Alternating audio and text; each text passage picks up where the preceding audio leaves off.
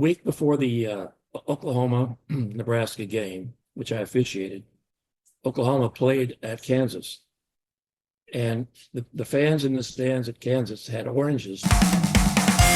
You're watching the Spotlight Network, starring Hollywood's newsman, Logan Crawford. They now believe a single member. He works with TV and film legends.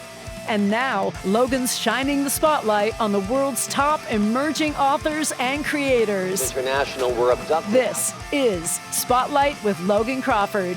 Streaming on Roku, Apple TV, and Amazon Fire TV.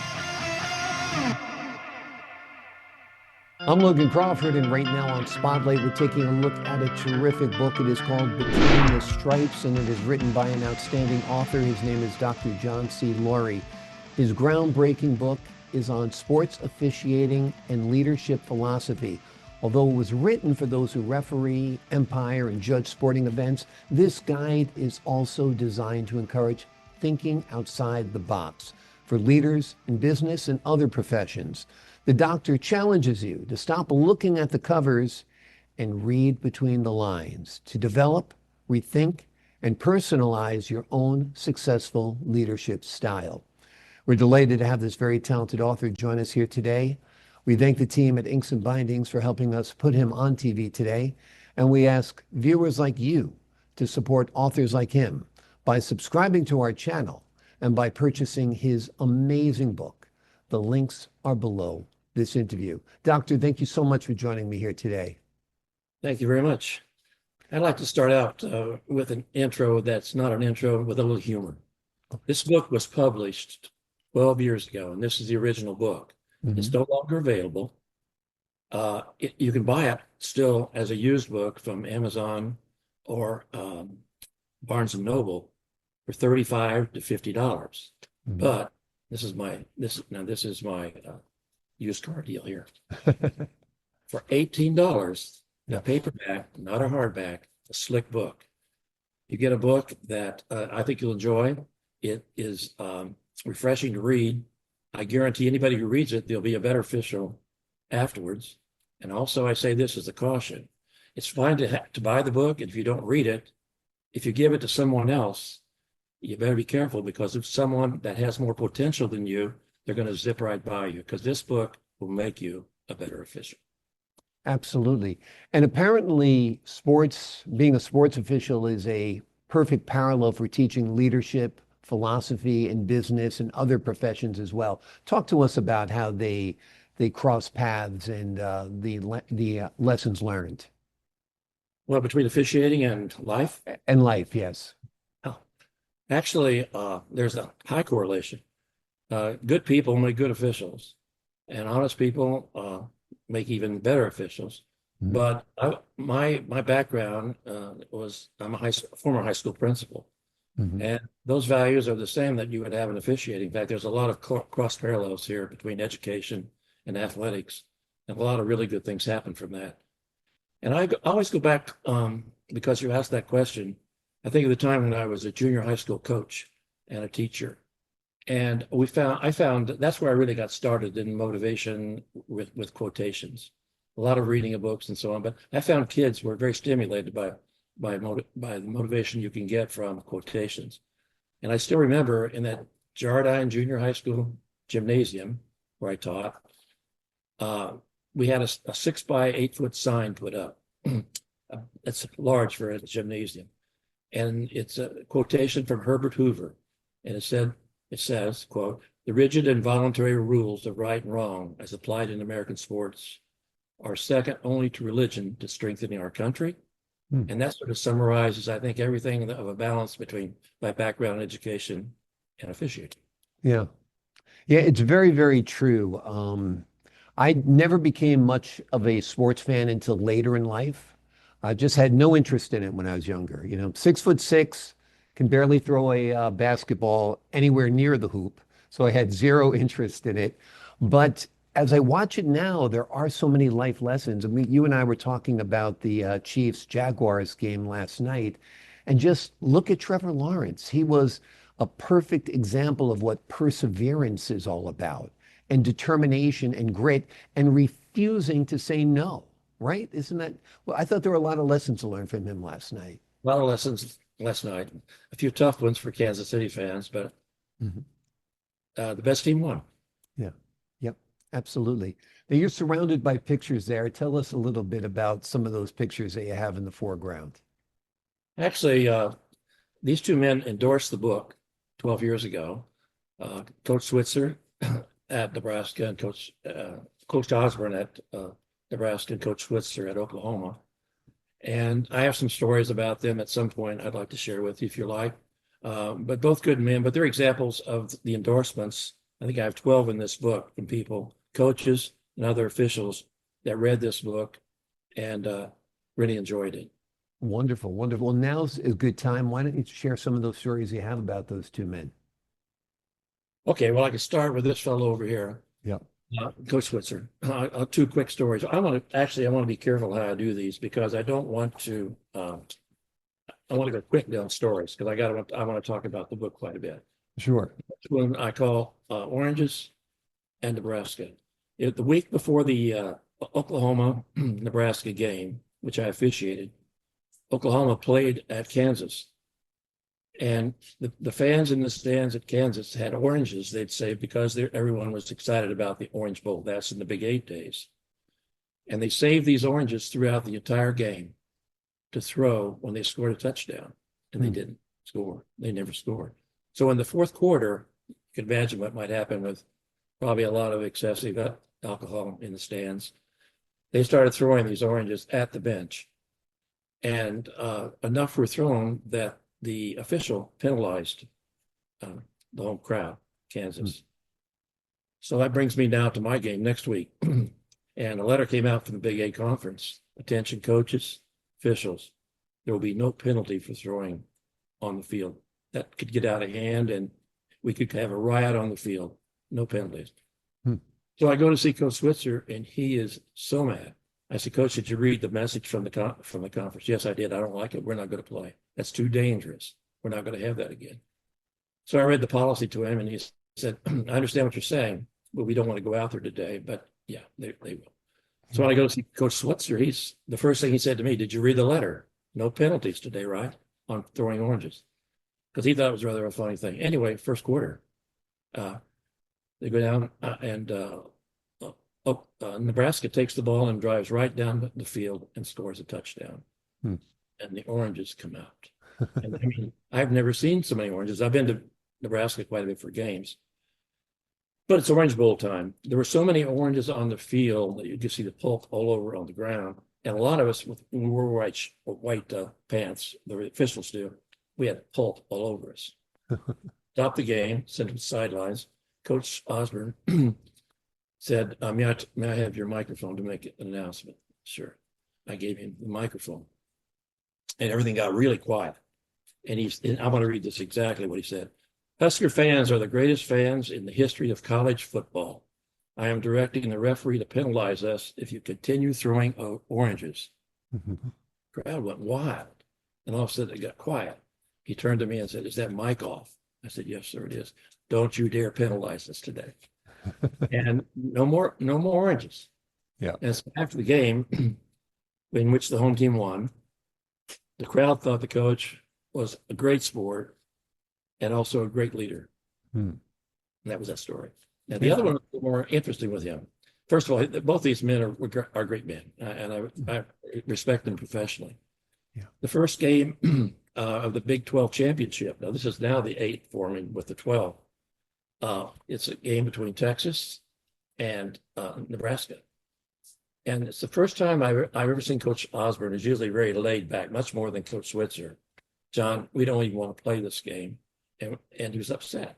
And I said, what's the problem, Coach? He said, we should be able to go to the national championship without playing this game. We shouldn't have, a coach that's been decided, we're going to play it. And so he was uncharacteristically said to me, the only way, John, that we can lose this game today, if you allow those ends to hold our defensive ends who can rush the passer. If you allow that, we lose the game. Well, I said, Coach, we're going to watch holding on both teams, but thank you. Yeah. So the game started, and right away, Texas drove down the field and scored a touchdown. There's time, 3 minutes between them. So I crew my group together. I said, anybody see anything going on here? No. Next drive down the field, Nebraska scores a field goal. It's 10 up now, 10-0. Nothing happening at all. I get my crew together. I said, because all the way down the field, there were plays besides the kick for the field goal. Any holding? No. In fact, everybody's being double teamed, they said. So I went over, and Coach Switzer still had his headset on. He saw me coming over. He took it off. I said, Coach, I've talked to our crew twice on this, and you're getting beat. You're just getting beat today. You need to change what your plans are, because we're doing our job. And that's what he was. He put his headset on, went right back, and had a good game.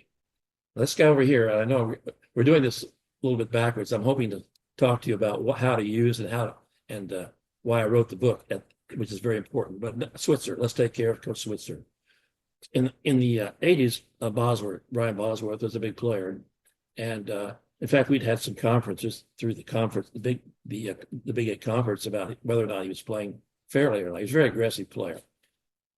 Well, before this game, and it's the first time it's ever happened to me. It's the only time it happened. The supervisor of officials called me and said, this was at the halftime of the game, John, I want you to go tell Coach Switzer that we got to get those shoes off of Brian Bosworth.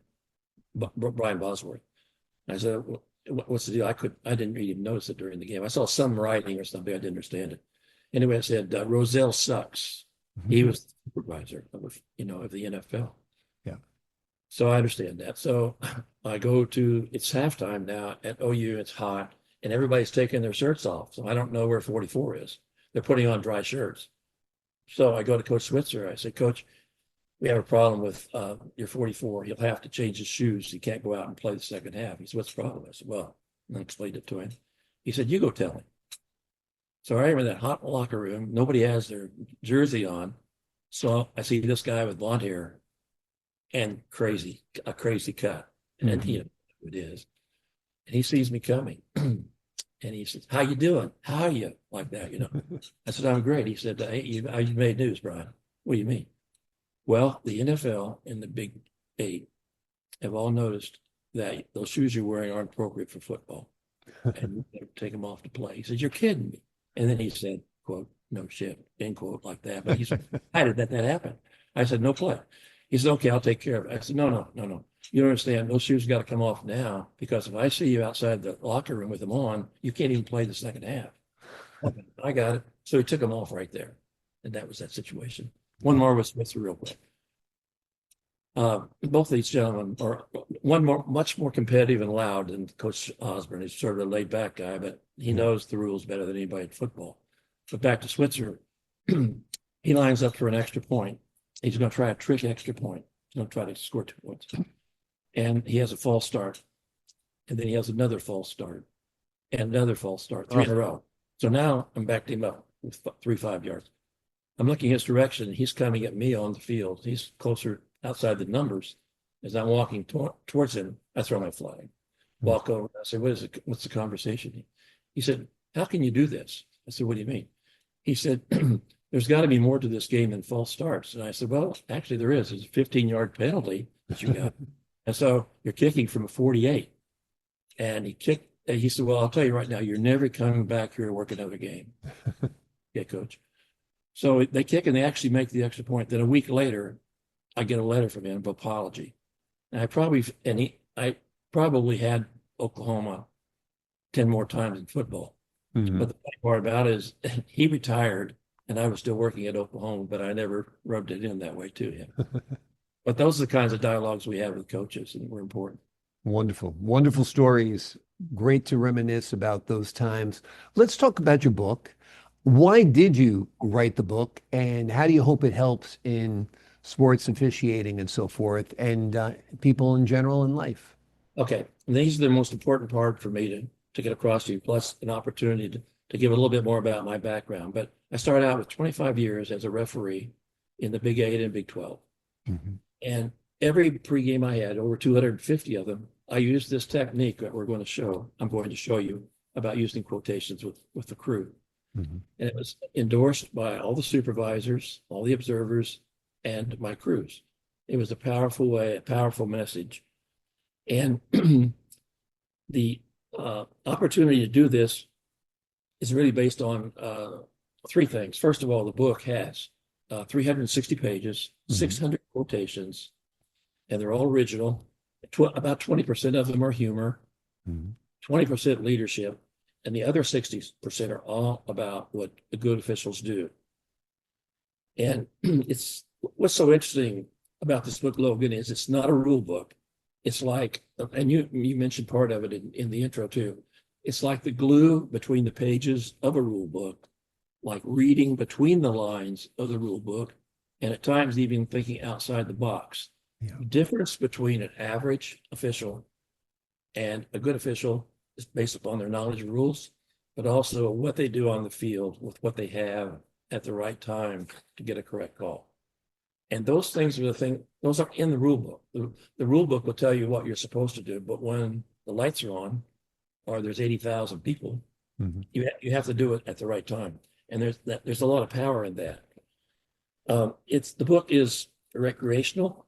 You can just, since there's no beginning, no middle, or no end, you just go to a page and you can read it. If you're restructuring or reloading your career, very inspirational. And the thing about quotes that I find so interesting is that you use your own interpretation.